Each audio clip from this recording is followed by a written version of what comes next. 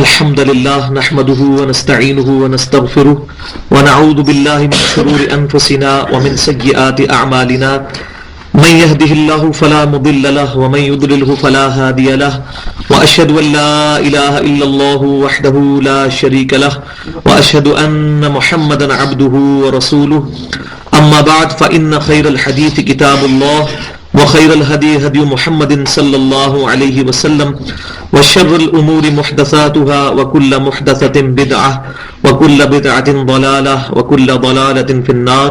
أعوذ بالله السميع العليم من الشيطان الرجيم من همزه ونفخه ونفثه. بسم الله الرحمن الرحيم.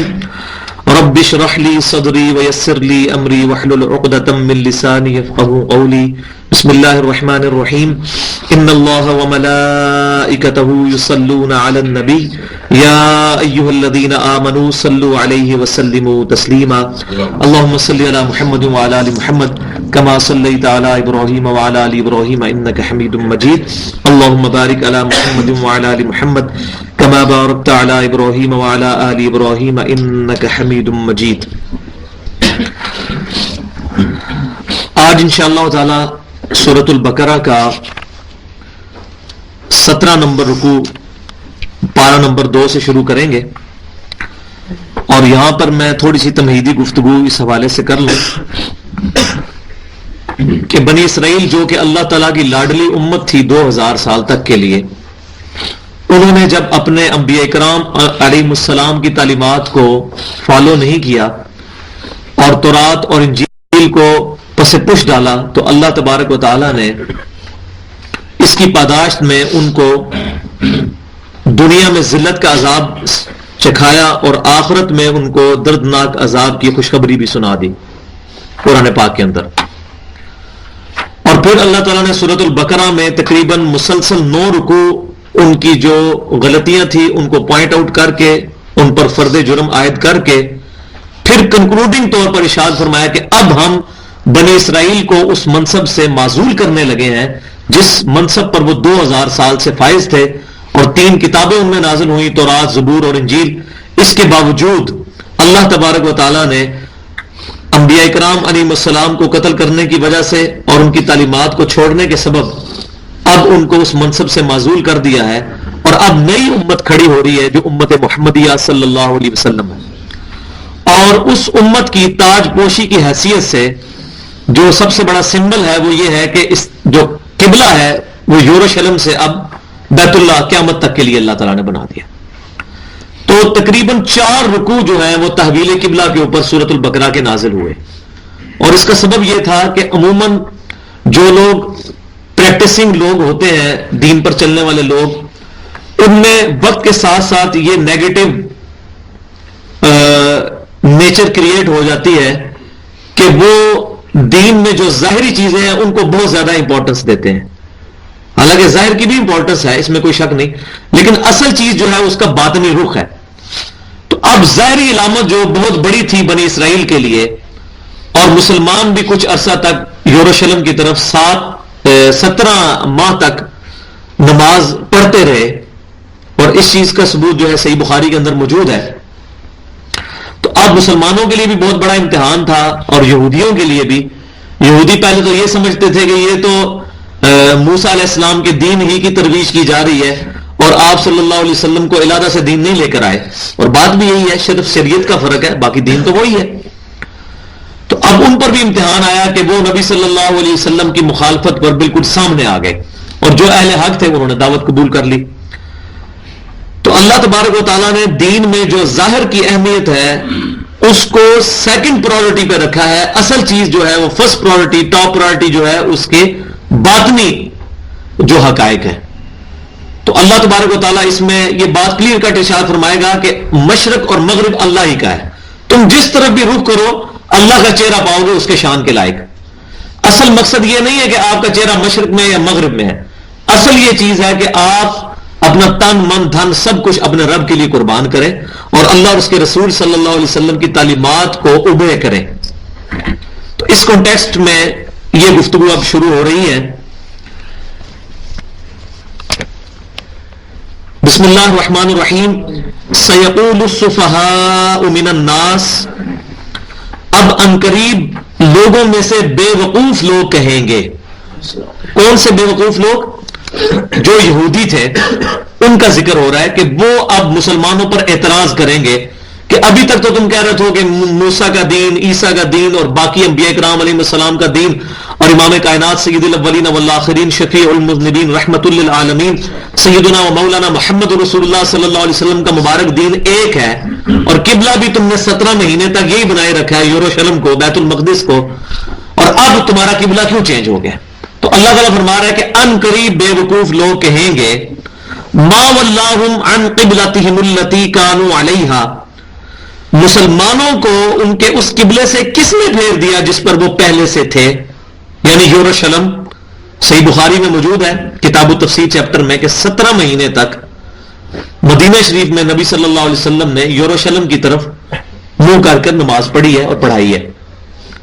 اور حالت یہ تھی کہ مدینہ شریف کے اندر اگر آپ یروشلم کی طرف یعنی بیت المقدس کی طرف منہ کرتے ہیں تو پیٹھ آپ کی قبلہ کی طرف ہوتی ہے، اور اگر قبلہ کی طرف منہ کرتے ہیں تو پیٹھ آپ کی یروشلم کی طرف ہوتی ہے. تو لہٰذا مسلمان جو مہاجرین تھے تقریباً 125 کے قریب جنہوں نے مکے میں اسلام قبول کیا تھا، ان کے لیے بھی بہت بڑا امتحان تھا. ان کے دلوں میں خانہ کعبہ کی ایک عزت تھی، ایک توقیر تھی، اور جب وہ کعبے میں تھے مکے کے اندر تو اس وقت جب وہ نوافل بھی ادا کرتے تھے تو رکن یمانی اور حجر اسود کی جو دیوار ہے جس کو مستجاب کہتے ہیں اس پہ کھڑے ہو کر نماز ادا کرتے تھے. وہاں یہ مسئلہ کھڑا ہی نہیں ہوا، کیونکہ جب اس دیوار پر کھڑا ہوا جائے تو دونوں قبلوں کا رخ ہو جاتا ہے.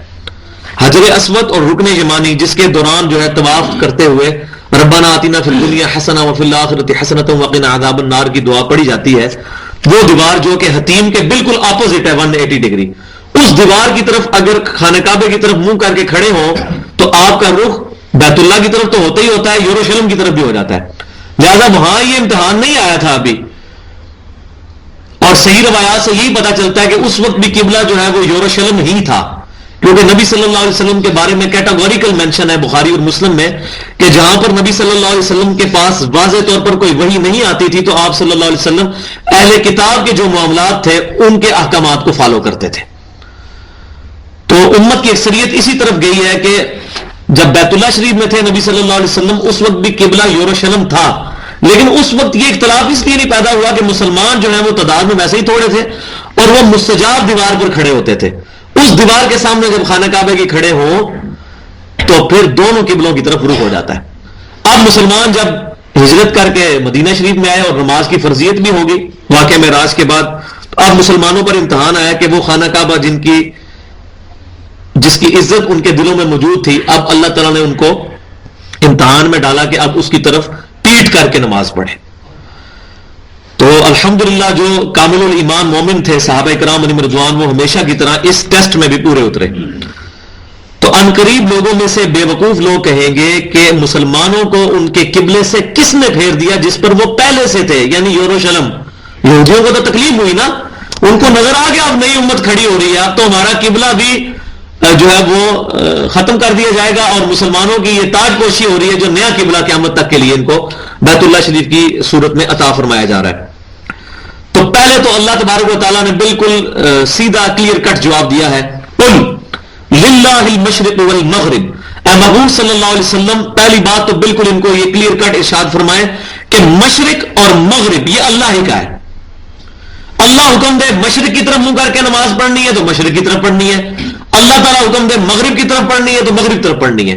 تو یہ دین میں جو ظاہری چیز ہے ان کو زیادہ اہمیت نہ دو، اصل اس کے پیچھے جو تھیم ہے کہ آپ نے فالو کرنا ہے اپنے رب کی بات کو اور رسول اللہ صلی اللہ علیہ وسلم کی اتباع کرنی ہے، اصل جو اس کی روح ہے اس کو فالو کرو. یہدی من یشاء الی صراط مستقیم، اللہ تعالیٰ جس کو چاہتا ہے ہدایت عطا فرماتا ہے سیدھے راستے کی. لیکن یہ چیز میں ہمیشہ ساتھ ساتھ مینشن کرتا ہوں، اس کا یہ مطلب نہیں ہے کہ اللہ تعالیٰ زبردستی کسی کو سیدھے راستے پہ چلاتا ہے اور زبردستی کسی کو گمراہی کے راستے پہ چلاتا ہے، نہیں. جو لوگ کوشش کریں گے ان کو سیدھا راستہ ملے گا، اور جو لوگ کوشش نہیں کریں گے اور برائی کا کام کریں گے اللہ تعالیٰ ان کے لیے برائی کا راستہ آسان کر دے گا. مثال کے طور پر ایک بندہ نماز پڑھنے کے لیے گھر سے باہر نکلتا ہے تو اللہ تبارک و تعالیٰ اس کو نہیں روکے گا نماز پڑھنے سے، نہ ایسا ہوگا کہ زمین پہ چلے اور وہ آگے جا ہی نہ سکے, زمین اور اس کے پاؤں کے درمیان ریزسٹنس ختم ہو جائے اور وہ سلپ ہو کے گر پڑے, ایسا کبھی نہیں ہوگا. اور اسی طریقے سے اگر وہ گھر سے زنا کی نیت سے یا شراب پینے کی نیت سے, گناہ کی نیت سے نکلتا ہے تو تب بھی اس کے ساتھ یہ معاملہ نہیں ہوگا. دنیا میں اللہ تعالیٰ نے حق اور باطل کو واضح کر دیا ہے, اب مرضی ہے انا ہدینہ السبیلا اما شاکرا و اما کفورا, ہم نے ہدایت کا راستہ واضح کر دیا, چاہو تو ہمارا اقرار کر لو چاہے ہمارا انکار کرو. تو جو اللہ کی راہ میں کوشش کرے گا, وہ سورۃ العنکبوت کی آخری آیت ہے, والذین جاہدوا فینا لنہدینہم سبلنا, جو لوگ بھی ہماری راہ میں کوشش کریں گے ہم اپنی راہیں ان کے لیے کھول دیں گے. تو کوشش, اس کو میں کہتا ہوتا ہوں آج کی ماڈرن لینگویج میں کہ کک آپ نے مارنی ہے. موٹر سائیکل کو چلانے کے لیے ایکسلریٹر بعد میں آتا ہے, پہلے کک ماریں گے, اس کے بعد ایکسلریٹر دیں گے تو موٹر سائیکل چلے گا. تو کک بندے نے مارنی ہے, اس کے بعد اللہ تبارک و تعالیٰ انسان کو ہدایت کا راستہ دکھا دے گا. تو اللہ تعالیٰ جس کو چاہتا ہے راستے ہدایت دکھاتا ہے, اور اس میں بالکل واضح طور پر اشارہ ہے کہ صحابہ کرام علیہم رضوان کو اللہ تعالیٰ نے واضح طور پر ہدایت کا راستہ دکھایا تو انہوں نے ایکسپٹ کر لیا. اور یہ جو لوگ ہدایت کو نہیں قبول کر رہے یہودی, تو یہ آپس کی ضد کی وجہ سے, وہ آگے بھی آئے گا, پہلے بھی گزر چکا ہے. اور اب وہ سورۃ البقرہ کی آیت آنے لگی ہے جس کے اوپر میں نے تقریباً 1 گھنٹہ گفتگو کی تھی حجۃ الوداع کے موقع پر. اور میں یہ خواہش کرتا ہوں کہ ہر سال حجۃ الوداع کے موقع پر اور اس کے بعد بڑی عید کا جب دن آئے تو ہمارے جو لیکچرز ہیں نا, وہ نبی صلی اللہ علیہ وسلم کہ اس تقریر کے اوپر ہونے چاہیے جو آپ صلی اللہ علیہ وسلم نے حجۃ الوداع کے موقع پر ارشاد فرمائی تھی.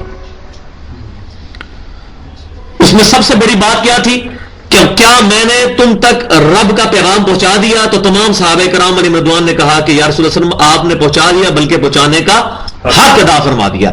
یہ صحیح بخاری اور صحیح مسلم میں متفق علیہ حدیث موجود ہے.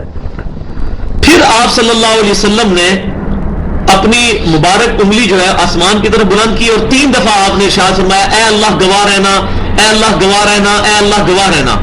اور پھر آپ صلی اللہ علیہ وسلم نے وہ ذمہ داری جو آپ کے مبارک کندھوں پر تھی وہ اتار کر امت کو شفٹ کر دی اور فرمایا کہ اب یہ تمہاری رسپانسبلٹی ہے کہ تم نے اب اس دین کی دعوت کو باقی لوگوں تک پہنچا جائیں.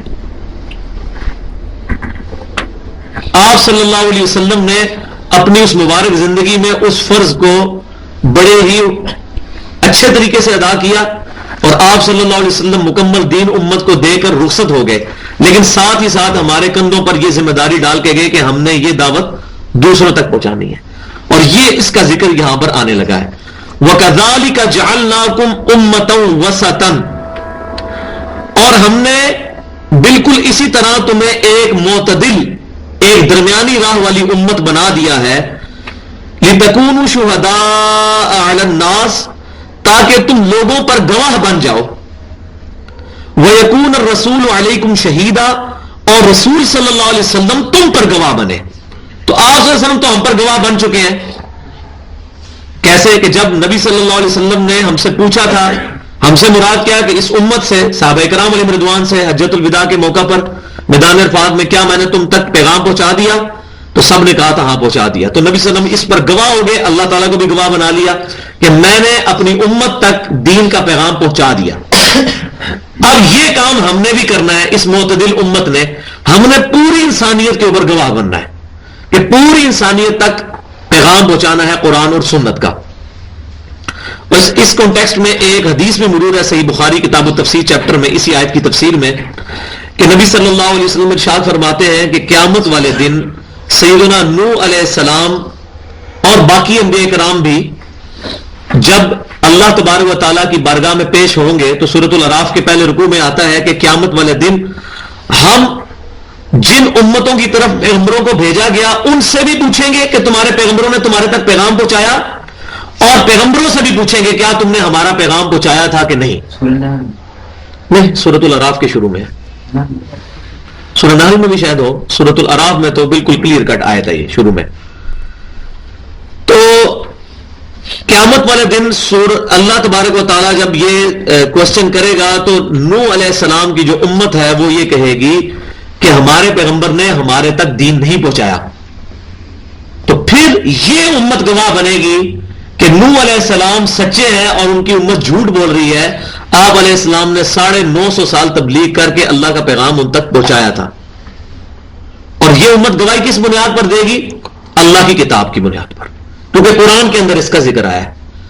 تو یہ امت گواہی دے گی نوح علیہ السلام کے حق میں، ان کی امت کے خلاف، کہ نہیں یہ امتی جھوٹ بول رہے ہیں، نوح علیہ السلام نے دین کا پیغام پہنچایا ہے. تو یہ امت گواہی دے گی. لہذا اب یہاں پر اس باطل نظریے کا بھی رد ہو گیا. جو لوگ اس شہید کو یا شاہد کے لفظ کو اس ترجمے میں لیتے ہیں کہ اے نبی صلی اللہ علیہ وسلم، ہم نے آپ کو حاضر و ناظر بنا کر بھیجا ہے، انا ارسلناک شاہدا ومبشرا ونذیرا وداعیا الی اللہ باذنہ وسراجا منیرا. تو شاہد کا ترجمہ وہ گواہ کی بجائے وہاں پر کر دیتے ہیں حاضر و ناظر. لیکن یہاں پر بھی وہی لفظ جو شاہد لفظ سے ہی نکلا ہے، شہید، گواہ، یہاں پر انہوں نے بھی ترجمہ حاضر و ناظر نہیں کیا، کیونکہ قرآن پاک وہ کتاب ہے جس میں باطل داخل نہیں ہو سکتا. قرآن پاک وہ کتاب ہے جو اپنی حفاظت خود کرتی ہے. اگر کوئی ایک مقام پر کوئی غلط ترجمہ کر دے گا، دوسرے مقام پہ اس کا چور پکڑا جائے گا. تو یہاں پر ان لوگوں نے جنہوں نے شاید لفظ کا ترجمہ جو ہے حاضر و ناظر کیا، یہاں پر انہوں نے بھی حاضر و ناظر نہیں کیا. وجہ کیا تھی؟ امت کو بھی حاضر و ناظر ماننا پڑنا تھا، کیونکہ تاکہ یہ امت، اے امت محمدیہ صلی اللہ علیہ وسلم، تم حاضر و ناظر بن جاؤ تمام لوگوں پر، اور نبی صلی اللہ علیہ وسلم حاضر و ناظر بنے تم پر. تو پوری امت کو حاضر و ناظر ماننا پڑنا تھا. لہٰذا یہاں انہوں نے ترجمہ جو ہے وہی کیا جو کہ ترجمہ بنتا تھا، گواہ. اور وہ صحیح بخاری میں تشریح موجود ہے گواہ کا مطلب کیا ہے. لہٰذا یہ حاضر و ناظر کی جو ٹرمنالوجی، سب سے پہلے شاہ عبدالحق محدث دہلوی، جن کو تقریباً تینوں اہل سنت کلوانے والے گروہ جو ہیں بریلوی، دیوبندی، اہل حدیث، اپنے بزرگوں میں لکھتے ہیں، یہ سب سے پہلے امت میں فتنہ حاضر و ناظر کا لفظ کا جو ہے یہ اس شخص کا کھڑا کیا ہوا ہے. احمد بریلوی صاحب اور باقی لوگ تو بہت بعد میں آئے ہیں. اصل بیچ میں جو کانٹا ہے نا، وہ شاہ عبدالحق محدث دہلوی ہے، جو 1052 ہجری میں فوت ہوا. اس نے یہ پہلا لفظ انٹروڈیوس کرایا، حاضر و ناظر، جس کو آپ کتابیں اٹھا کے دیکھیں کسی کی بھی، تو اس کو رحمت اللہ علیہ اور پتہ نہیں کیا کیا لکھا ہوتا ہے، شیخ الحدیث اور فلاں اور یہ وہ. اصل مسئلہ جو ہے وہ وہاں سے شروع ہے. تو انہوں نے سب سے پہلے حاضر و ناظر کا لفظ استعمال کیا. اب یہ تلخ حقیقت ہے، یہ سننی چاہیے، اور بندے کو اس میں ہمت ہونی چاہیے کہ اصل چیز یہ ہے کہ جس بندے نے برائی پھیلائی ہے پہلے اس کو پکڑنا چاہیے. یہ نہیں کہ فرقے کی محبت میں آ کے کسی ایک بندے کو ٹارگٹ کر لیا گیا کہ احمد بریلوی صاحب نے ترجمہ غلط کر دیا. بھائی اس سے پہلے جس نے غلطی کی ہے پہلے اس کو پکڑنا چاہیے، وہ تو ان کو فالو کرنے والے تھے. لیکن ظلم تب ہوتا ہے کہ جب ہم ایک بندے کو ٹارگٹ کر کے اور اس سے بڑے لوگ جو کہ وہ پہلے غلطی کر کے گئے ہوتے ہیں ان کو رحمت اللہ علیہ کہہ رہے ہوتے ہیں، ان کو اپنا بزرگ مان رہے ہوتے ہیں، اور باقیوں کو ہم یہ پھر 2 نمبری ہو جاتی ہے. اور اسی سے پھر لوگوں کے لیے ہدایت کے دروازے بند ہو جاتے ہیں. وہ کہتے ہیں نہیں دیکھیں جی اپنے بزرگوں کی باری آئی تو یہ پھر اس پہ پردہ ڈال رہے ہیں، اور جب ہمارے بزرگوں کی باری آئی تو ان کو برا بھلا کہتے ہیں. تو ہم کہتے ہیں ایک ہی کرائٹیریا ہونا چاہیے، قرآن، سنت اور اجماع کو حجت مانتے ہوئے جس کی بات ان تینوں کے اندر آتی ہے اس کو حق مانا جائے، اور جس کی بات ٹکراتی ہے اس کو چھوڑ دیا جائے. لہذا یہ بہت امپورٹنٹ آیت ہے. اس آیت سے بریلوی اور دیوبندی مکتبہ فکر کے علماء نے بالخصوص حاضر و ناظر کا عقیدہ کھڑا. اور تفسیر عثمانی جو کہ شبیر احمد عثمانی صاحب جنہوں نے محمد علی جناح کا جنازہ پڑھایا تھا، آج بائی چانس ویسے بھی 25 دسمبر کا دن ہے، ان کی پیدائش کا دن محمد علی جناح کی، تو ان کا جنازہ جس بندے نے پڑھایا تھا وہ دیوبند کے بہت بڑے عالم تھے، شبیر احمد عثمانی صاحب. ان کی تفسیر عثمانی بڑی مشہور ہے، اور تقریباً 1990 تک تو سعودی عرب والے بھی اس تفسیر کو چھاپتے رہے ہیں. حالانکہ وہ تفسیر جو ہے وہ اس میں ایسی غلطیاں موجود ہیں جو قرآن اور سنت کی تعلیمات سے 100% متصادم ہیں. ان میں سے ایک اس آیت کی تشریح میں انہوں نے لکھا ہے کہ نبی صلی اللہ علیہ وسلم پر ان کی قبر مبارک میں پوری امت کے اعمال پیش کیے جاتے ہیں، اسی وجہ سے آپ صلی اللہ علیہ وسلم پوری امت پر قیامت والے دن گواہی دیں گے. نہ کسی حدیث میں یہ بات لکھی ہوئی ہے اور نہ سلف میں پہلے 300 سال میں سے کہیں سے یہ بات ثابت ہے. انہوں نے خود سے اس کی تشریح کر دی ہے. حالانکہ میں نے جو تشریح کی ہے وہ صحیح بخاری سے کی ہے کہ اس کا مطلب کیا ہے کہ یہ امت گواہی دے گی نوح علیہ السلام کی امت کے خلاف، نوح علیہ السلام کے حق میں، اور نبی صلی اللہ علیہ وسلم اس امت کے بارے میں گواہی دیں گے وہ جو حجۃ الوداع پر آپ نے گواہی جو ہے وہ اللہ تعالیٰ کو گواہ بنا لیا تھا. تو شبیر احمد عثمانی صاحب جو کہ دیوبند کے بہت بڑے عالم ہیں اور شروع کے بڑے بزرگوں میں سے ہیں، انہوں نے بھی اس آیت کی تفسیر میں لکھا ہے کہ نبی صلی اللہ علیہ وسلم امت پر گواہ اس لیے ہیں کہ آپ صلی اللہ علیہ وسلم پر قبر مبارک میں آپ کی امت کے نامہ اعمال پیش کیے جا رہے ہیں. نعوذ باللہ من ذالک. یہ جھوٹ ہے، کہیں ثابت نہیں. یہ بات ثابت ہے جامع ترمذی کے اندر اور صحیح مسلم کے اندر بھی اس کا کچھ حصہ موجود ہے کہ ہر جمعرات کو اور ہر سوموار والے دن اللہ تعالیٰ کی بارگاہ کے اندر مسلمانوں کے نامہ اعمال پیش کیے جاتے ہیں. نبی صلی اللہ علیہ وسلم کا درود و سلام جو ہم پڑھتے ہیں وہ اللہ تعالیٰ ان تک پہنچاتا ہے. ان کی روح مبارک جنت میں ہے اور جسم مبارک الحمدللہ بالکل صحیح حالت میں مدینہ شریف کی قبر میں ہے. یہ ہمارا عقیدہ ہے الحمدللہ. اجماعی عقیدہ ہے امت کا حیات النبی کے اوپر. لیکن حیات النبی ہم مانتے ہیں برزخی، دنیاوی نہیں، برزخی حیات جس کا ہمیں شعور نہیں ہے، جس کا اس دنیا کے ساتھ کوئی تعلق نہیں. لہذا یہ المحند علی المفند میں علماء دیوبند کا یہ لکھنا کہ ہم نبی صلی اللہ علیہ وسلم کی قبر مبارک میں دنیاوی زندگی کے قائل ہیں، یہ صراحتاً جھوٹ اور متشابہات کے پیچھے لگنا ہے. کیونکہ برزخ کی زندگی متشابہ ہے اور اللہ تعالیٰ نے سورہ آل عمران کی 7 نمبر آیت میں یہ بات ارشاد فرمائی ہے جو لوگ متشابہات کے پیچھے لگتے ہیں یہ وہ لوگ ہوتے ہیں جن کے دل ٹیڑھے ہو چکے ہیں اور یہ فتنہ تلاش کرنا ان کا مقصد ہوتا ہے. حالانکہ اس کا جو اصل معنی ہے وہ اللہ ہی کے علم میں ہے.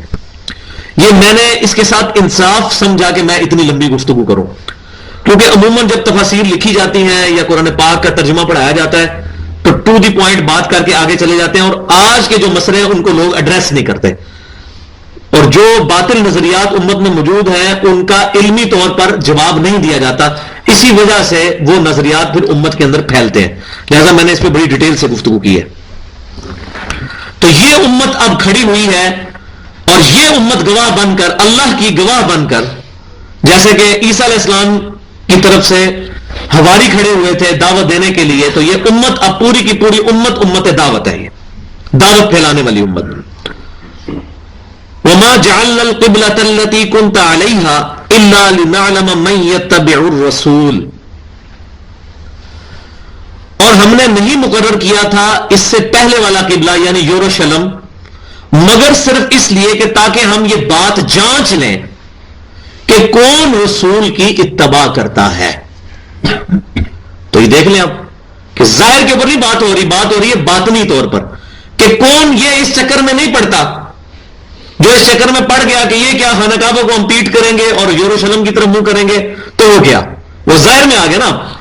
باطن کو کون فالو کرتا ہے، کون اتباع کرتا ہے رسول اللہ صلی اللہ علیہ وسلم کی. یہ ہم نے چیک کرنا تھا ان 17 مہینوں کے اندر.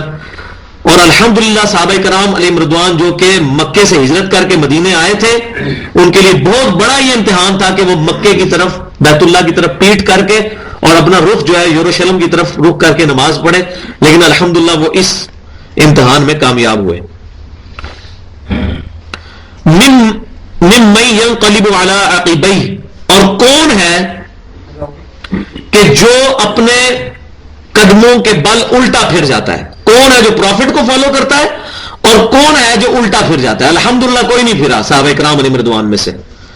وَإِن كَانَتْ لَكَبِيرَةً إِلَّا عَلَى الَّذِينَ هَدَى اللَّهُ، اور یہ حکم بہت بھاری حکم تھا مگر صرف ان کے لیے بھاری نہیں ہے کہ جن کو اللہ تعالیٰ نے ہدایت دے دی ہے. وہ کون ہے؟ صحابہ کرام علیہم رضوان. وَمَا كَانَ اللَّهُ لِيُضِيعَ إِيمَانَكُمْ إِنَّ اللَّهَ بِالنَّاسِ لَرَءُوفٌ رَحِيمٌ، اور اللہ کی یہ شان نہیں ہے کہ وہ تمہارے ایمان کو یعنی کہ تمہارے اعمال کو ضائع کرے. اب یہاں پر ایمان جو ہے اعمال کے معنوں پر ہے کیونکہ اعمال بھی ایمان کے اندر داخل ہیں. ان اللہ بالناس لرؤوف الرحیم، بے شک اللہ تعالیٰ لوگوں پر بڑا مہربان اور رحم فرمانے والا ہے. یہ کس کانٹیکسٹ میں بات ہو رہی ہے کہ اس وقت صحیح بخاری میں یہ بات موجود ہے کہ صحابہ کرام علیہم رضوان میں سے کچھ ایسے لوگ بھی تھے جو ان 17 مہینوں کے اندر فوت ہو گئے.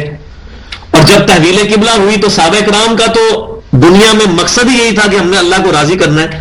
ان کو یہ ٹینشن پڑ گئی کہ جو لوگ یروشلم کی طرف منہ کر کے نمازیں پڑھتے رہے ہیں اور اسی حالت میں فوت ہو گئے ہیں اور انہوں نے بیت اللہ کی طرف منہ کر کے ایک نماز بھی نہیں پڑھی، ان کے ان اعمال کا کیا بنے گا. دیکھیں ہم جس دنیا کے کاموں کی ٹینشن لیتے ہیں حالانکہ یہ کوئی ٹینشن لینے والی چیز نہیں تھی، لیکن یہ اصل میں ان کی کمٹمنٹ تھی اپنے رب کے ساتھ کہ وہ چھوٹی چھوٹی بات کو سیریس لیتے تھے. تو ان کے وہ اعمال کا کیا بنے گا، ان کی نمازیں ضائع گئی. تو اللہ تعالیٰ اس کے جواب میں یہ بات ارشاد فرمائی، یہ صحیح بخاری میں موجود ہے کہ اللہ کی یہ شان نہیں ہے کہ تمہارے ایمان کو ضائع کرے یعنی اعمال کو، ان نمازوں کو. بے شک اللہ تعالیٰ رؤوف الرحیم ہے، بندوں پر ویسے ہی مہربان ہے. اللہ تبارک و تعالیٰ کے رحم کا یہ تقاضا ہے کہ تمہارے اعمال کو ضائع نہ کرے، اور وہ بھی اللہ کی مرضی سے تھا جو تم نے یروشلم کی طرف منہ کر کے 17 مہینے تک نماز پڑھی. اب وہ بات آ رہی ہے کہ جو نبی صلی اللہ علیہ وسلم نے خواہش کا اظہار فرمایا تھا کہ یہ خانہ کعبہ جو ہے یہ قبلہ بنا دیا جائے، اور ظاہر ہے کہ اللہ تعالیٰ نے ہی آپ کے دل میں یہ بات ڈالی تھی۔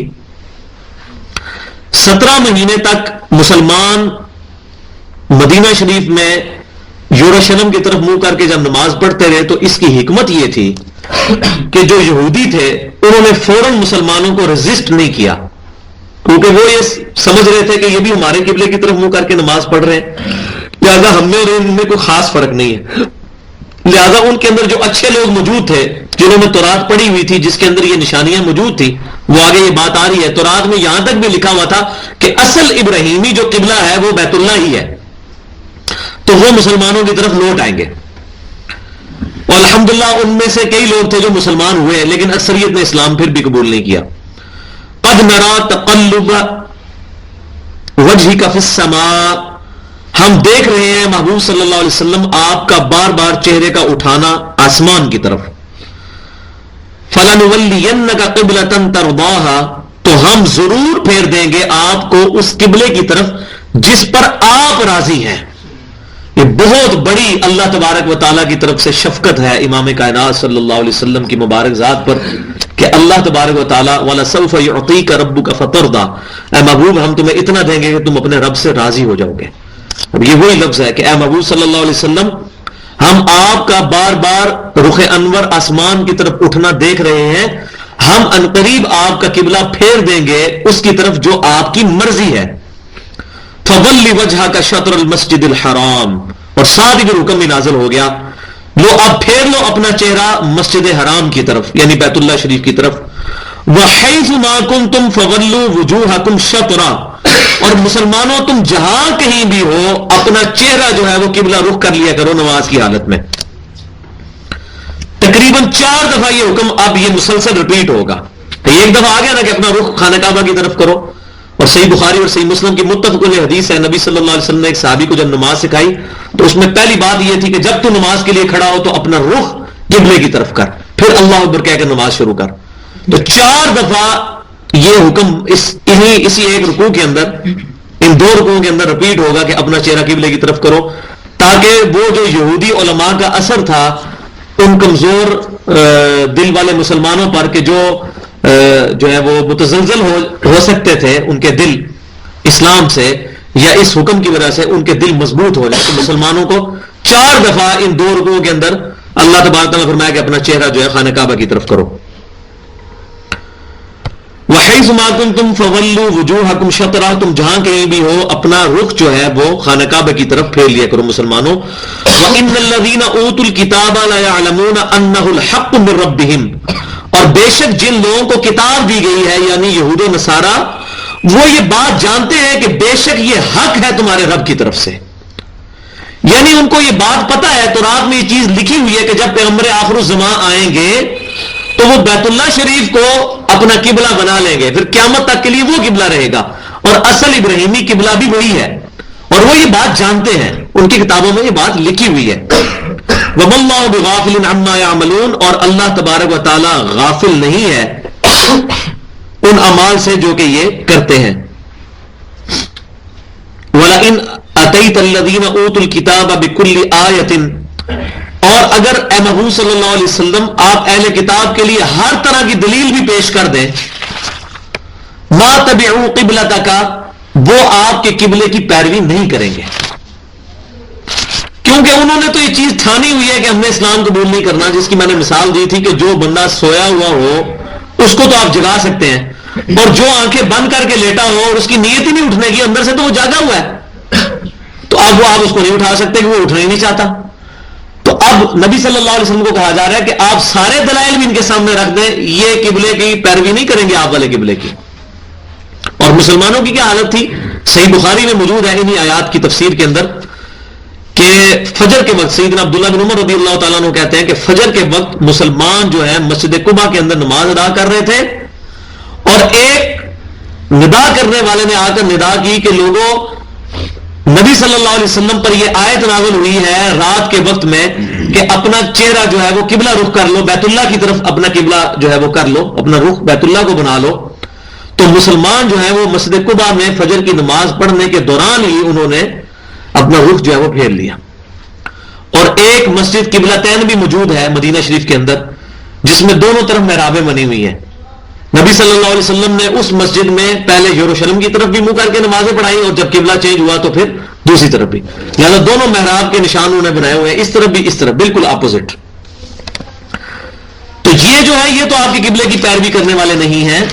وما انت بتابع قبلتہم, اور نہ نبی صلی اللہ علیہ وسلم آپ ہی ان کے قبلے کی پیروی کریں گے. ظاہر آپ کے پاس تو حق آ چکا ہے, کیسے ہو سکتا ہے کہ آپ صلی اللہ علیہ وسلم اور آپ کی امت جو ہے وہ ان کے قبلے کے پیچھے چلنا شروع کر دے؟ نہیں, آپ کی امت اور آپ بھی اپنے بیت اللہ ہی کو فالو کریں گے. وما بعضهم بتابع قبلۃ بعض, اور بعض میں سے بعض لوگ ایک دوسرے کے قبلے کو ماننے والے نہیں ہیں. جیسا کہ یروشلم یہ یہودیوں کا بھی قبلہ تھا اور عیسائیوں کا بھی, لیکن جب وہ یروشلم کے اندر داخل ہوتے تھے تو عیسائی جو تھے وہ اس کے مشرق میں آ کر نماز پڑھنا شروع کر دیتے تھے جہاں پر سیدہ مریم سلام اللہ علیہا نے جو ہے وہ اعتکاف کیا تھا اور عبادت کی تھی, اور اللہ تبارک و تعالیٰ نے وہاں پر خوشخبری دی تھی ان کو سیدنا عیسیٰ علیہ السلام کی. اور جو یہودی ہیں وہ اس کے مغربی سائڈ پہ چلے جاتے ہیں. ابھی بھی یہی حالت ہے, عیسائی وہاں جا کر پھر دو ٹکڑے بن جاتے ہیں, جو عیسائی ہیں وہ مشرق کی طرف اور جو یہودی ہیں وہ مغرب کی طرف. تو وہ آپس میں بھی ایک دوسرے کے قبلے کو نہیں مانتے. آپ کے قبلے کو کہاں سے ماننا ہے انہوں نے, اتنے ضدی ہیں وہ. وَلَئِنِ اتَّبَعْتَ أَهْوَاءَهُم مِّن بَعْدِ مَا جَاءَكَ مِنَ الْعِلْمِ, اور اے سننے والے, اب یہاں نبی صلی اللہ علیہ وسلم ہم مراد نہیں لیں گے, پوری امت کو خطاب ہو رہا ہے. ظاہر آپ صلی اللہ علیہ وسلم کے بارے میں تو یہ بات نہیں ہے, آپ صلی اللہ علیہ وسلم کے ذریعے سے امت کو کہا جا رہا ہے کہ اے سننے والے, اگر تو نے پیروی کی ان کی خواہشات کی اس کے بعد کہ تیرے پاس العلم آ چکا ہے, قرآن اور سنت کا علم, إِنَّكَ إِذًا لَّمِنَ الظَّالِمِينَ, تو بے شک اس وقت تم ظالموں میں سے شمار ہو جاؤ گے. کہ علم آ جانے کے بعد بھی اب تم اس چکر میں پڑے کہ اس طرف منہ کر کے نماز پڑھنی ہے اس طرف, تو پھر اس کے بعد تم ظالم ہو جاؤ گے. الحمدللہ امت کا اجماع ہے, اور جتنی چیزیں قرآن کے اندر آئی ہیں میکسیمم چیزوں پر امت کا اجماع ہے. اب وراثت کے جو قوانین ہیں وہ بھی قرآن کے اندر ایڈریس ہوئے, اس طرح یہ استقبال قبلہ والی بات ایڈریس ہوئی, ان میں کوئی امت میں کسی گروہ کا بھی اختلاف نہیں ہے, نہ اہل سنت کا, نہ شیعوں کا, اور نہ کسی اور مطلب فکر کا اس میں اختلاف ہے. الذین آتیناہم الکتاب یعرفونہ کما یعرفون ابناءہم, جن لوگوں کو ہم نے کتاب دی ہے یعنی یہودی اور عیسائی, وہ آپ صلی اللہ علیہ وسلم کو اس طرح پہچانتے ہیں جس طرح کے اپنے بیٹوں کو پہچانتے ہیں. وَإِنَّ فَرِيقًا مِّنْهُمْ لَيَكْتُمُونَ الْحَقَّ وَهُمْ يَعْلَمُونَ, اور بے شک ان میں سے ایک گروہ وہ بھی ہے جو حق کو چھپاتا ہے اور وہ جانتا بھی ہے کہ یہ حق ہے. اور وہ گروہ جو ہے علماء کا گروہ ہے. ہم علماء کا کردار پہلے پڑھ چکے ہیں. مطلب علماء یہود کو تو یہ بات پتا تھی کہ تورات کے اندر نبی صلی اللہ علیہ وسلم کی پریڈکشنز موجود ہیں. تو میں کئی دفعہ بتا چکا ہوں کہ تورات کے اندر آج بھی جو تورات موجود ہے اس کا جو کتاب الاستثناء چیپٹر ہے ڈیوٹرانومی, اس کا باب نمبر 18 کی آیت نمبر 18 ہے کہ اے موسیٰ علیہ السلام, میں تیری امت کے بھائیوں میں سے تیری مانند ایک رسول اٹھاؤں گا جس کے منہ میں اپنا کلام ڈالوں گا, وہ اپنی خواہش سے کچھ نہیں کہے گا, وہ وہی کہے گا جو میں اس کو وہی کروں گا. اور یہی آیت قرآن میں وما ينطق عن الهوى ان هو الا وحی یوحى.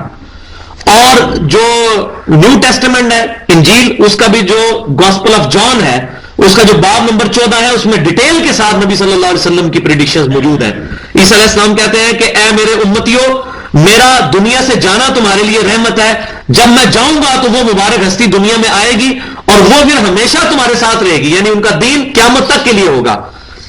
اور میں جب جاؤں گا تو وہ دنیا کے اندر آئے گی اور وہ ہستی میرا نام نوشن کرے گی اور وہ اپنی خواہش نفس سے کچھ نہیں کہے گی, وہ وہی کہے گی جو اللہ تعالیٰ ان کو وہی فرمائے گا, اور دنیا کے اندر وہ میرا ذکر خیر کرے گی. اور دنیا میں صرف مسلمان ہیں عیسائیوں کے علاوہ جو حضرت عیسیٰ علیہ السلام کی رسپیکٹ کرتے ہیں. یہودی تو ان کو ولد الحرام کہتے ہیں, نعوذ باللہ, ولد الزنا کہتے ہیں, دجال کہتے ہیں, اور اسی طریقے سے باقی بھی دینوں کے ماننے والے جو مذاہب کے ماننے والے لوگ ہیں عیسیٰ علیہ السلام کو پروفٹ نہیں مانتے, نہ ان کو وہ اہمیت دیتے ہیں. صرف نان کرسچن بلیو مسلمان ہیں اس دنیا کے اوپر جو عیسیٰ علیہ السلام کی عزت کرتے ہیں, کیونکہ قرآن پاک میں ہے وجیہ فی الدنیا والآخرہ, عیسیٰ علیہ السلام دنیا اور آخرت میں اللہ تعالیٰ کے حضور وجاہت والے ہیں. تو یہ جن کو کتاب دی گئی وہ آپ صلی اللہ علیہ وسلم کو اس طرح پہچانتے ہیں جس طرح اپنے بیٹوں کو. لیکن اس کے باوجود ان کا ایک گروہ یعنی علماء کا جو گروہ ہے وہ جانتے بوجھتے ہوئے حق کو چھپاتا ہے. الحق من ربک فلا تکونن من الممترین، اور یہ حق ہے تیرے رب کی طرف سے. یہ جتنے بھی احکامات آ رہے ہیں خصوصاً تحویل قبلہ والا حکم، اے مسلمانوں اس کو تم کیجول نہ لینا، یہ حق بات ہے، یہ پرپسفل بات ہے جو اللہ کی طرف سے تم پر نازل ہوئی، اور تم شک میں مبتلا نہ ہونا. اور یہ آج بھی آپ دیکھ لیں کہ آپ کسی کو قرآن اور حدیث سے کھول کے بھی کوئی بات دکھا دینا، مطلب صحیح بخاری اور صحیح مسلم میں نماز کا چیپٹر کھول کے لوگوں کو دکھا دینا کہ یہ بخاری مسلم میں نماز کا یہ طریقہ لکھا ہے، اس کے باوجود وہ ایکسیپٹ نہیں کرتے. کیوں؟ علماء کا ان کے اوپر اتنا روب ہوتا ہے. تو یہ آج آپ سمجھ سکتے ہیں اس بات کو کہ علماء کا اتنا روب ہے اپنے اپنے فرقوں کے اوپر کہ قرآن اور سنت دکھانے کے باوجود وہ کہتے ہیں نہیں جی نہیں، یہ مولوی صاحب غلط ہے، اتنے بڑے بڑے بزرگ غلط ہے. تو اب آپ کو یہ بات سمجھ آئے گی، یہ بار بار جو مسلمانوں کا ہے شک میں نہ پڑنا، کیونکہ ان میں سے کئی مسلمان ایسے تھے جو یہودی سے مسلمان ہوئے تھے، اور یہودیوں کے بڑے بڑے جو لاٹ پادری وہاں پہ بیٹھے ہوئے تھے مسندوں پر، 70-80 سال کے بزرگ بیٹھے ہوئے تھے، اور ان کا بڑا اثر و رسوخ تھا. تو عین ممکن ہے کسی وقت مسلمانوں کے دلوں میں یہ وسوسہ آ سکتا ہے کہ یار یہ کیا، وہ تو کچھ اور کہتے ہیں اور نبی صلی اللہ علیہ وسلم کچھ اور کہتے ہیں.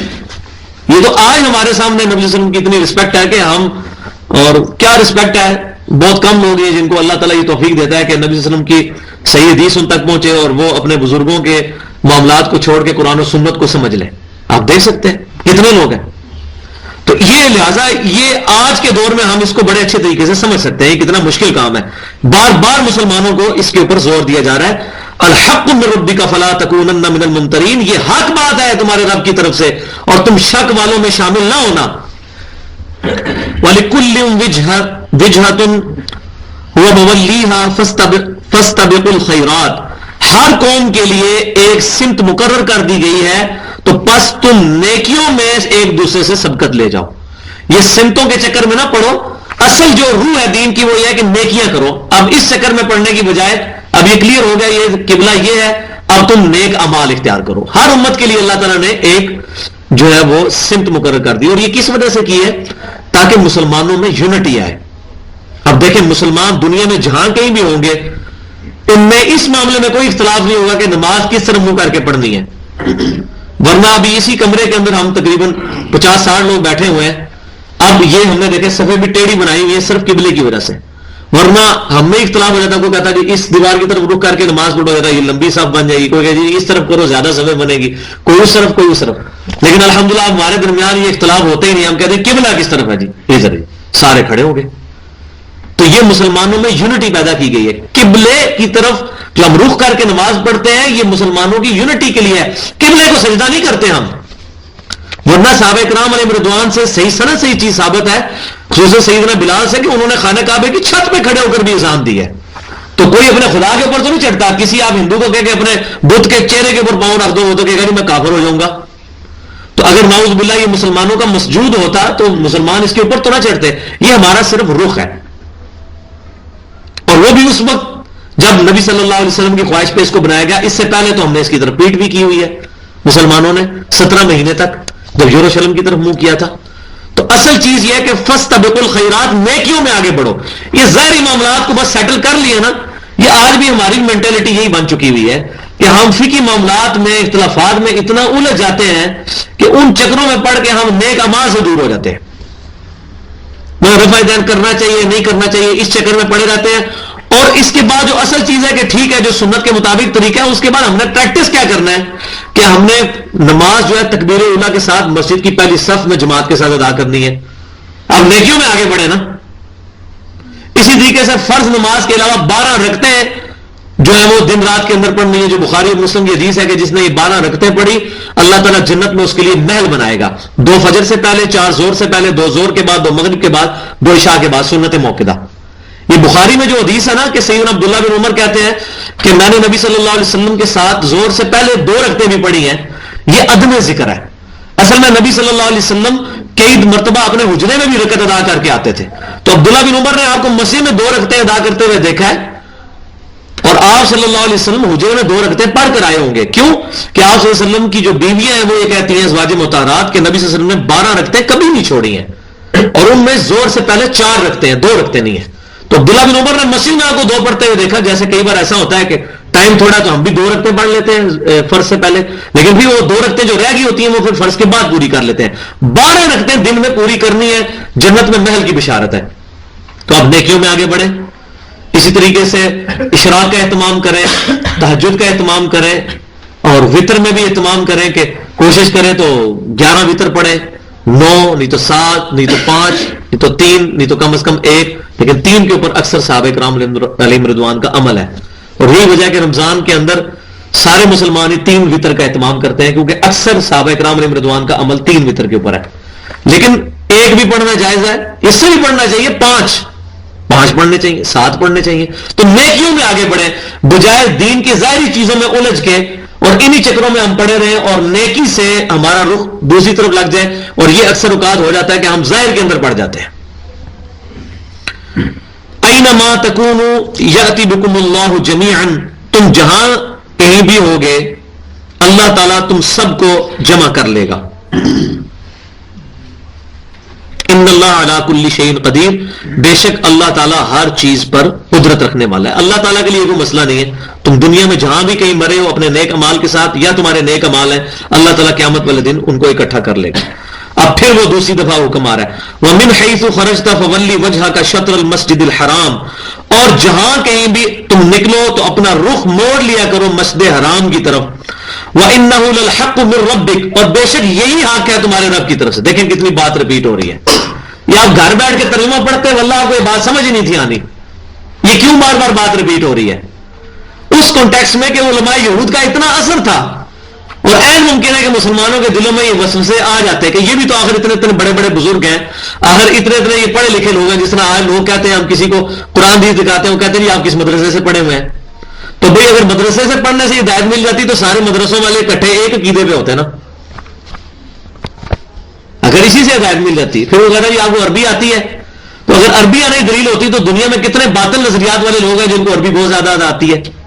اصل تو چیز ہے والذین جاہدوا فینا لنہدینہم سبلنا۔ 11 ستمبر 2001 کے بعد 9 مہینے میں 34,000 امریکن نے اسلام قبول کیا ہے، قرآن کا ترجمہ انگریزی میں پڑھ کے۔ پلین ٹروتھ میگزین امریکہ کا اس کی رپورٹ ہے، کسی مولوی سے نہیں پڑھا انہوں نے، انگریزی میں ترجمہ پڑھا ہے، ان کو اللہ تبارک و تعالیٰ نے اس کے ذریعے ہدایت دے دی۔ یہ اللہ کی رسپانسبلٹی ہے۔ اہم ممکن ہے کہ ایک عربی جاننے والا قرآن سمجھنے والا اس کو ہدایت نہ ملے، قرآن کو سیریس نہیں لے گا، تو کتنے علماء پڑھ کے فارغ ہو جاتے ہیں، لیکن ان کو کہ قرآن کے ایک صفحے کا صرف ترجمہ کر کے اس کی تشریح بیان کر دیں بخاری اور مسلم سے، اور آج کے کانٹیکسٹ میں بھی میرا خیال ہے شاید آپ کو لاکھوں میں بھی کوئی ایک مشکل سے ملے، کیونکہ قرآن پر محنت نہیں کی۔ حالانکہ یہ وہ کتاب ہے جس کے بارے میں نبی صلی اللہ علیہ وسلم نے ایمفسائز فرمایا تھا، اور آج یہ حدیث لیتے گئے بہت بڑا تحفہ جو مجھے بھی 3-4 دن پہلے ہی پتہ چلی ہے۔ صحیح بخاری میں کتاب المغازی چیپٹر میں ایک حدیث موجود ہے، عبداللہ بن ابی اوفا رضی اللہ تعالیٰ عنہ جو 86 ہجری میں فوت ہوئے، نبی صلی اللہ علیہ وسلم کی وفات کے بعد 75 سال تک وہ زندہ رہے ہیں۔ یہ جو صحابہ آخر میں جو فوت ہوئے ان میں سے ہیں، 75 سال تک حضور کے بعد بھی زندہ رہے ہیں۔ ان سے کسی نے پوچھا یہ بتائیں نبی صلی اللہ علیہ وسلم نے اپنا وصی کسی کو بنایا تھا، اپنا خلیفہ جس کے لیے وصیت فرمائی ہو کہ میری وفات کے بعد یہ میرا خلیفہ بنے گا؟ تو عبداللہ بن ابی اوفا نے کہا کہ نبی صلی اللہ علیہ وسلم نے اپنا وصی کسی کو نہیں بنایا تھا، ہاں آپ نے یہ وصیت فرمائی تھی کہ اللہ کی کتاب کو لازم پکڑ لینا۔ نبی صلی اللہ علیہ وسلم کا خلیفہ کیا ہے؟ قرآن۔ یہ صحیح بخاری سے الحمدللہ ہم نے ثابت کر دیا۔ سنن دارمی میں بھی ایک روایت موجود ہے لیکن وہ ضعیف ہے، لیکن یہ تو صحیح بخاری کے اندر ہے۔ اور اس سے بڑھ کے وہ حدیث ہے جو ہم نے منہج کے اوپر لکھی ہوئی ہے، غدیر خم کی حدیث، کہ نبی صلی اللہ علیہ وسلم نے صحیح مسلم کتاب الفضائل میں حدیث موجود ہے، حج سے واپسی پر، حجۃ الوداع سے واپسی پر مکے اور مدینے کے درمیان غدیر خم کے مقام پر کھڑے ہو کر خطبہ دیا، اور اس میں آپ صلی اللہ علیہ وسلم نے بات ارشاد فرمائی کہ اے لوگوں میں بھی ایک انسان ہوں، قریب ہے کہ اللہ کا قاصد یعنی موت کا فرشتہ میرے پاس آئے اور میں اس کی دعوت قبول کر لوں۔ میں اپنے بعد تم میں 2 بھاری چیزیں چھوڑ کر جا رہا ہوں، ان میں سے پہلی چیز تو اللہ کی کتاب ہے، اس میں ہدایت ہے، اس میں نور ہے، اپنا تعلق تم اس کتاب کے ساتھ مضبوط کرو، جو اللہ کی کتاب کو پکڑے گا وہ ہدایت پہ ہے، جو اللہ کی کتاب کو چھوڑ دے گا وہ گمراہ ہو جائے گا، اور یہ اللہ کی رسی ہے جو قرآن میں وَاعْتَصِمُوا بِحَبْلِ اللَّهِ جَمِيعًا وَلَا تَفَرَّقُوا۔ تو یہ اللہ کی کتاب یہ بڑی اہمیت کی حامل ہے۔ اور جو بخاری اور مسلم میں حجۃ الوداع کی جو حدیث موجود ہے بخاری اور مسلم میں، اس اس میں یہ الفاظ موجود ہے کہ اے لوگوں میرے بعد کافر نہ ہو جانا کہ ایک دوسرے کو قتل کرنا شروع کر دو. میں تم میں وہ چیز چھوڑ کے جا رہا ہوں کہ اگر تم نے اس کو مضبوطی سے پکڑ لیا تم کبھی گمراہ نہیں ہوگے. وہ اللہ کی کتاب ہے. تو یہ اللہ کی کتاب بہت اہمیت کی حامل ہے. اور یہ الحمدللہ آج یہ بات ہمیں سمجھ آئی کہ اللہ تبارک و تعالیٰ اس کتاب کے ذریعے کافروں کو بھی ہدایت دے رہا ہے. مسلمانوں کے تو علماء کے جو خطبات ہیں جمعے کے وہ سننے کے لیے مسلمان پبلک نہیں آتی ہے. غیر مسلم نے کہاں سے خطبہ سن کے مسلمانوں نے؟ ہاں انہوں نے کوشش کی, اللہ نے قرآن کے ذریعے ان کو ہدایت دی الحمدللہ. وَمَا اللَّهُ بِغَافِلٍ عَمَّا تَعْمَلُونَ, اور اللہ تعالیٰ غافل نہیں ہے جو کچھ تم کر رہے ہو. وَمِنْ حَيْثُ خَرَجْتَ فَوَلِّ وَجْهَكَ شَطْرَ الْمَسْجِدِ الْحَرَامِ. دیکھیں پھر تیسری دفعہ حکم آ گیا. تم جہاں کہیں بھی باہر نکلو تو اپنا رخ نماز کے وقت مسجد حرام کی طرف کر لیا کرو. دیکھیں بار بار ریپیٹ ہو رہی ہے بات تاکہ علماء یہود کا وہ اثر, وہ بزرگوں کا جو اثر ہے وہ ٹوٹے. جو یہودیوں اور عیسائیوں کے بارے میں سورہ توبہ کی آیت نمبر 31 میں فرمایا اتخذوا احبارهم ورهبانهم اربابا من دون اللہ, یہودیوں اور عیسائیوں نے اپنے علماء کو, اپنے بزرگوں کو اللہ کو چھوڑ کے اپنا رب مان لیا ہوا تھا. اور آج بھی یہ دیکھ لیں جو ویٹیکن سٹی کے اندر جو پوپ ان کا بیٹھا ہوا ہے اس کو اختیار ہے کہ کسی چیز کو حلال یا حرام کر دے. یہ کیتھولک کا اور یہ پروٹیسٹنٹ کا بہت زیادہ اختلاف ہے ان کے ساتھ. اس میں ایک وجہ یہ بھی ہے وَمِنْ حَيْثُ خَرَجْتَ فَوَلِّ وَجْهَكَ شَطْرَ الْمَسْجِدِ الْحَرَامِ وَحَيْثُ مَا كُنْتُمْ فَوَلُّوا وُجُوهَكُمْ شَطْرَهُ. پھر بات چوتھی دفعہ ریپیٹ ہوگی. مسلمانوں تم جہاں کہیں بھی ہو اپنا منہ اسی کی طرف کر لیا کرو نماز میں. لِأَلَّا يَكُونَ لِلنَّاسِ عَلَيْكُمْ حُجَّةٌ, تاکہ لوگوں کے لیے تمہارے خلاف کوئی حجت اور دلیل نہ رہے. إِلَّا الَّذِينَ ظَلَمُوا مِنْهُمْ, ہاں مگر ان لوگوں کے کہ جو لوگ ان میں سے ناانصاف ہیں وہ تو تمہارے ساتھ حجت بازی کریں گے لیکن باقیوں کے لیے حجت نہیں رہے گی. یہ اس بات کی طرف اشارہ ہو رہا ہے کہ یہودیوں کے پاس پھر یہ حجت نہیں رہے گی, کیونکہ تورات میں یہ بات لکھی تھی کہ نبی آخر الزمان صلی اللہ علیہ وسلم کا قبلہ جو ہے بیت اللہ ہوگا. تو غیر ممکن ہے کہ مسلمانوں کو اس چیز کا وہ تانا دیں کہ اچھا تورات میں تو اس نبی کی یہ نشانی لکھی ہے, تم یروشلم کی طرف منہ کر کے کیوں نماز پڑھ رہے ہو؟ تو اللہ تعالیٰ اب ہم نے تمہارا قبلہ چینج کر کے آخری حجت تمام کر دی ہے کہ اب کافروں کے پاس کوئی حجت نہیں رہے گی, تورات میں سے تمہارے خلاف دلیل نہیں. آج بھی الحمدللہ کوئی یہودی عیسائی مسلمانوں کے خلاف تورات اور انجیل میں دلیل نہیں لا سکتا, تو قبلہ تو چینج ہو گیا. تو اس وقت تک قبلہ چینج نہیں ہوا تھا. تو یہ اس کی طرف اشارہ ہو رہا ہے لِأَلَّا يَكُونَ لِلنَّاسِ عَلَيْكُمْ حُجَّةٌ, تاکہ لوگوں کو کوئی اعتراض کی گنجائش نہ رہے تمہارے خلاف. اور دوسری بات اس میں یہ بھی ہو سکتی ہے کہ ہر امت جو بھی نئی کھڑی ہوتی ہے اس کی ایک یونیک پرسنالٹی ہوتی ہے, جیسا کہ ہمارے لیے نبی صلی اللہ علیہ وسلم کی مبارک پرسنالٹی ہے. اسی طریقے سے ان کے لیے یونیک جو ہے وہ جو ہے عبادت گاہیں ہوتی ہیں, اور اسی طریقے سے یونیک ان کے لیے جو ہے وہ عزت کے مقامات ہوتے ہیں. تو مسلمانوں کو بھی انڈیپینڈنٹلی جس طرح نبی بنی اسرائیل سے ہٹ کر بنو اسماعیل میں دیا گیا, اسی طریقے سے بنی اسرائیل کا قبلہ بھی چھوڑ کر علیحدہ سے بیت اللہ شریف کو قبلہ مسلمانوں کے لیے قیامت تک کے لیے بنا لیا گیا. اِلَّا الَّذِينَ ظَلَمُوا مِنْهُمْ, ہاں مگر جو ان میں سے ظالم ہیں, جو کہ جان بوجھ کر ظلم کرنے والے ہیں, غلط بیانی کرنے والے لوگ ہیں, وہ تو حجت کریں گے, ان کا تو کوئی علاج نہیں ہے. فَلَا تَخْشَوْهُمْ وَخْشَوْنِي, تو ان سے مت ڈرو, مجھ سے ڈرو. یہ آج مسلمانوں کے لیے بھی ہے کہ کسی بندے کو اس بات سے شرم محسوس ہوتی ہے کہ میں اپنی شلوار ٹخنوں سے اوپر کروں گا تو لوگ جو ہے وہ مجھے کیا کہیں گے, یہ فنیٹک ہو گیا ہے, اس نے پینٹ بھی اپنی اوپر کی ہوئی ہے, شلوار بھی اوپر کی ہوئی ہے, یہ دفتر میں آفیسر بھی ہے اور اس کی شلوار ٹخنوں سے اوپر ہے, تو لوگ باتیں کریں گے. ان سے مت ڈرو لوگوں کی باتوں سے, اور مجھ سے ڈرو. الحمدللہ سنن دارمی میں تقریباً 10 کے قریب حدیثیں موجود ہیں کہ نبی صلی اللہ علیہ وسلم کی امت کی جو نشانیاں تورات اور انجیل میں موجود ہیں, جس کا قرآن میں بھی ذکر ہے کہ اس امت کی اللہ تعالیٰ نے پیشن گوئیاں, ان کے اوصاف بھی تورات اور انجیل میں بیان کیے ہوئے ہیں. ان میں سے ایک یہ ہے کہ ان کی جو تہمت اور کپڑے اور شلواریں جو ہیں وہ ٹخنوں سے اوپر ہوا کریں گی. یہ امت کی نشانی ہے, یہ ہمارا بہت بڑا سمبل ہے, یہ ہمارا لیبل ہے مسلمانوں کا. 3 میں کہتا ہوں ہمارے بالکل واضح لیبل ہیں, ایک سر ڈھانپنا, دوسرا داڑھی, اور تیسرا شلوار کا ٹخنوں سے اوپر ہونا. یہ 3 مسلمانوں کے بڑے لیبل ہیں جس کا مسلمانوں کو اہتمام کرنا چاہیے, خصوصاً نماز کے اندر تو ضرور کیا جائے, کم از کم سر ڈھانپنے کے حوالے سے. فلا تخشوہم واخشونی، تو ان سے مت ڈرو مسلمانوں، ان کا خوف نہ کھاؤ. ڈرنے سے مراد یہ ہے کہ ان کے پرواہ نہ کرو، تم میرا ڈر کرو، میری پرواہ کرو. وَلِأُتِمَّ نِعْمَتِي عَلَيْكُمْ وَلَعَلَّكُمْ تَهْتَدُونَ، تاکہ میں پورا کر دوں تم پر اپنا انعام اور تاکہ تم جو ہے وہ ہدایت پا جاؤ، راہ راست پر آ جاؤ. کما ارسلنا فیکم رسولا منکم یتلو علیکم آیاتنا. اب یہ وہ بات آ رہی ہے جو ابراہیم علیہ السلام نے دعا کی تھی کہ اے اللہ، یہ جو میں خانہ کعبہ تعمیر کر رہا ہوں تو یہاں انہی میں سے ایک رسول کو بھیج جو تیری آیات ان کو تلاوت کر کے سنائے اور ان کو کتاب و حکمت سکھائے اور ان کا تزکیہ کرے. تو اب اللہ تعالیٰ نے ان کی وہ دعا قبول کی، لیکن اس دعا میں پھر اللہ تعالیٰ کی طرف سے ترتیب بدل دی گئی ہے.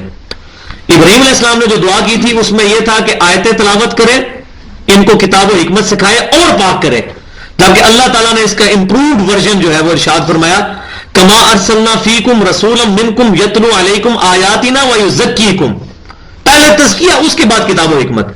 جیسا کہ بھیجا ہے ہم نے اپنا رسول تمہارے پاس جو کہ سناتا ہے تمہیں ہماری آیتیں، ویزکیکم، اور تمہیں پاک کرتا ہے، تمہاری نیت کی تطہیر کرتا ہے اس کتاب کے ذریعے سے.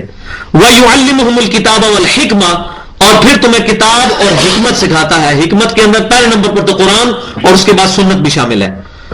وَيُعَلِّمُكُم مَّا لَمْ تَكُونُوا تَعْلَمُونَ، اور تمہیں وہ چیزیں سکھاتا ہے جو تم پہلے نہیں جانتے تھے.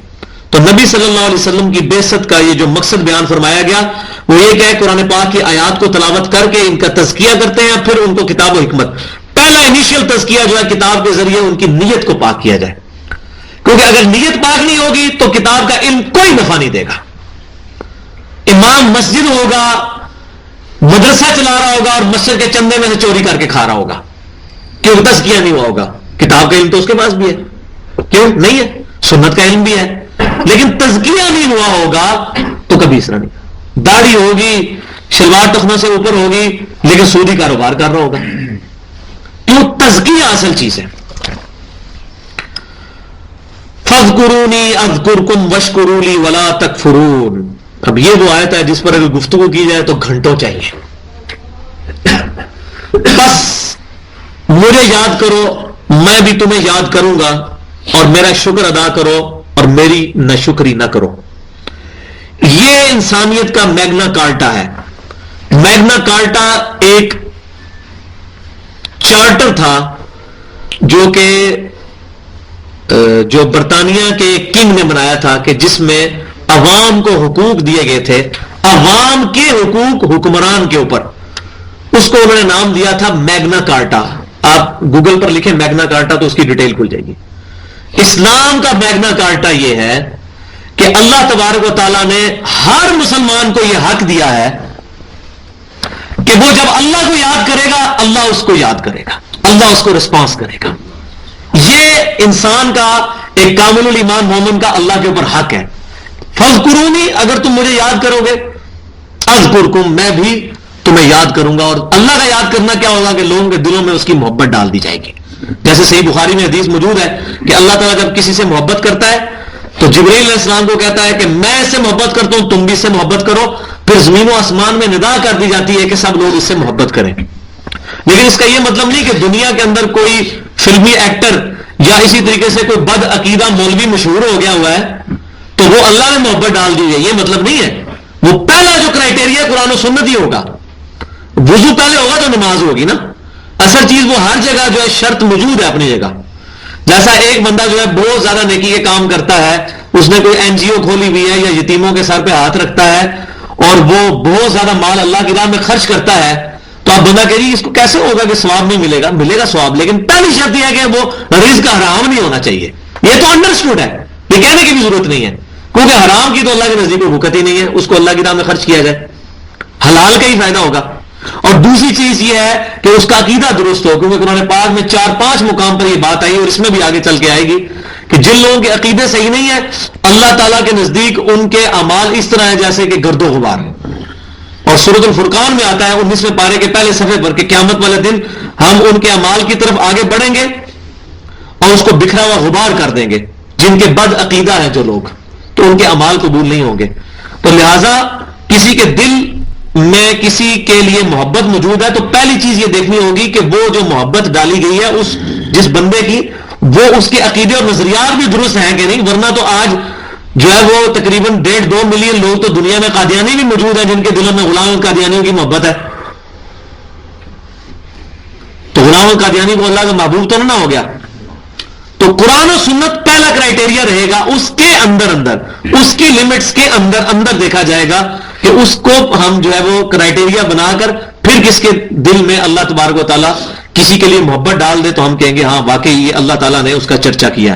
فَاذْكُرُونِي أَذْكُرْكُمْ وَاشْكُرُوا لِي وَلَا تَكْفُرُونَ.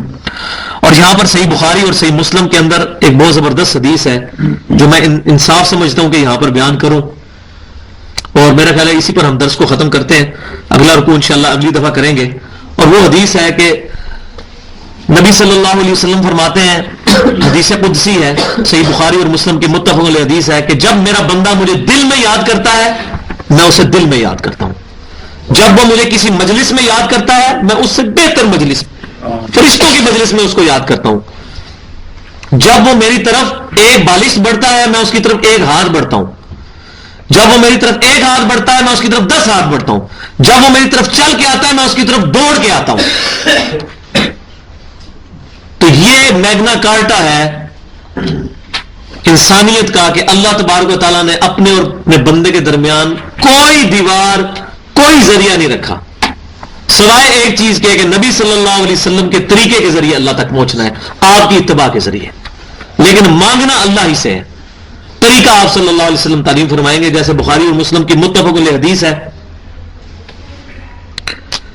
صحیح بخاری کے اندر حدیث ہے کہ محمد فرق بین الناس، محمد صلی اللہ علیہ وسلم لوگوں میں حق اور باطل کے درمیان فرق ہے.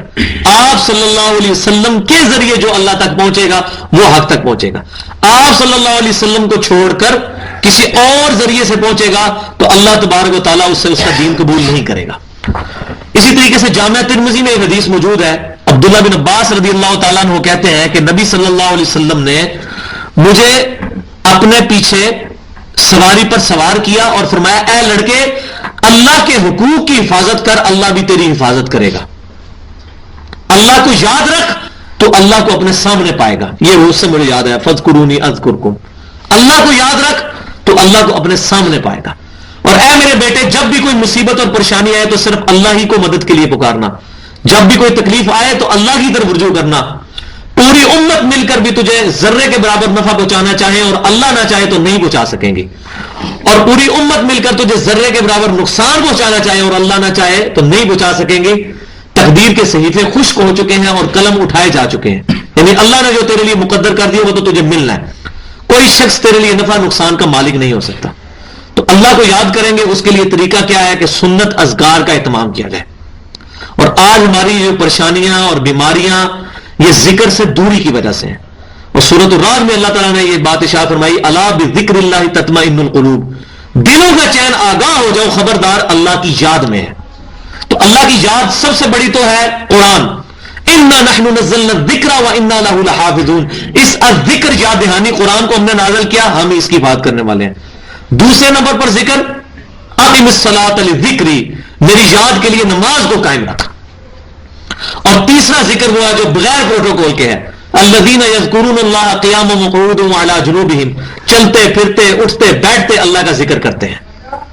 اور اس کے لیے پھر وہ بشارت ہے جو صحیح بخاری کتاب الرقاق میں موجود ہے، جب بندہ نوافل میں استقامت اختیار کرتا ہے میں اس کے ہاتھ بن جاتا ہوں جس سے وہ پکڑتا ہے، میں اس کے پاؤں بن جاتا ہوں جس سے وہ چلتا ہے، میں اس کی آنکھیں بن جاتا ہوں جس سے وہ دیکھتا ہے. یعنی کہ اس کے تمام اعضاء پھر میری اتباع میری اطاعت کے اندر لگ جاتے ہیں. اور پھر وہ کسی بندے کے خلاف مجھ سے مدد طلب کرتا ہے، میں اس کی مدد کرتا ہوں، میں اس کی حفاظت کرتا ہوں. تو وہ ذکر پر استقامت کی وجہ سے یہ چیز نصیب ہوگی.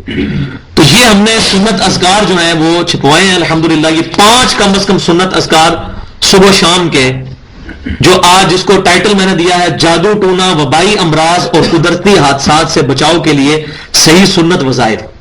اور پھر اس کا سب ٹائٹل ہے مرشد کامل امام الانبیاء صلی اللہ علیہ وسلم کی صحیح احادیث کے نمبرز علماء حرمین اور بیروت کی جاری شدہ انٹرنیشنل نمبرنگ کے مطابق ہیں. انٹرنیشنل نمبرنگ کے مطابق حدیث کی نمبرنگ کر کے مرشد کامل جو ایک ہی ہیں ہمیں ہدایت دینے والے نبی صلی اللہ علیہ وسلم، ان کی احادیث سے وظائف ہیں. تو پہلا وظیفہ ہے اس میں صحیح بخاری اور جامعہ ترمذی اور صحیح الترغیب و ترہیب میں کہ نبی صلی اللہ علیہ وسلم نے فرمایا، جس کا مفہوم کچھ یوں ہے کہ جو آیت الکرسی پڑھتا ہے اللہ تبارک و تعالی اس کو شیطان اور جنات سے محفوظ کر دیتا ہے اور اس کی حفاظت کے لیے ایک فرشتہ مقرر کر دیتا ہے۔ اسی طریقے سے دوسرا وظیفہ ہے جو صحیح بخاری، جامعہ ترمذی اور سنن ابی داؤد میں موجود ہے کہ نبی صلی اللہ علیہ وسلم نے فرمایا کہ معوذات، قل هو اللہ احد، قل اعوذ برب الفلق اور قل اعوذ برب الناس، ان کو معوذات کہتے ہیں، تین پناہ دینے والی صورتیں جو اللہ کی پناہ کا ذریعہ ہیں۔ اور معوذات جو پڑھ لیتا ہے تو اللہ تبارک و تعالی کی طرف سے یہ صورتیں اس کے لیے کافی ہو جاتی ہیں، اور یہ تین صورتیں شیطان، جنات اور جادو کے خلاف اللہ کی پناہ حاصل کرنے کا ذریعہ ہیں۔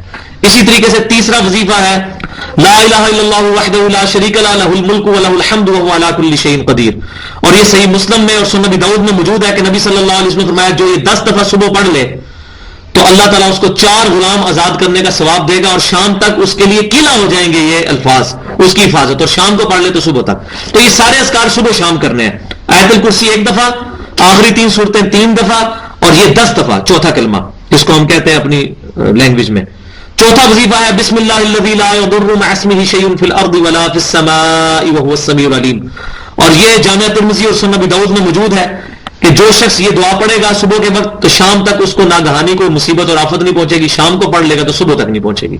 اور 5واں وظیفہ ہے جو صحیح مسلم میں اور مسند امام احمد میں موجود ہے، اعوذ بکلمات اللہ التامات من شر ما خلق، جو یہ دعا پڑھے گا صبح شام 3 دفعہ، اور پچھلی والی دعا بسم اللہ الذی لا یضر وہ بھی 3 دفعہ، تو اس کو زہریلے جانور کا ڈنگ اثر نہیں کرے گا۔ لہذا یہ ہے اپروپریٹ، اس دعوت کو پھیلائیں۔ الحمدللہ یہ 4000 کے قریب ہم نے چھپوائے ہیں، اسی لیے تاکہ یہ دکانوں پہ دیے جائیں، تاکہ لوگ جو ہے یہ جعلی بزرگوں اور یہ پیر فقیروں اور یہ نجومیوں کے چکروں میں پڑھنے کی بجائے ان وظائف کے ذریعے اللہ تعالیٰ کی مدد حاصل کریں۔ آخر میں وہ دعا ہم پڑھ لیتے ہیں جو محفل سے اٹھنے کی دعا ہے، سبحانک اللہم وبحمدک اشہد ان لا الہ الا انت استغفرک واتوب الیک، سبحان ربک رب العزۃ عما یصفون وسلام علی المرسلین والحمد للہ رب العالمین، وما علینا الا البلاغ۔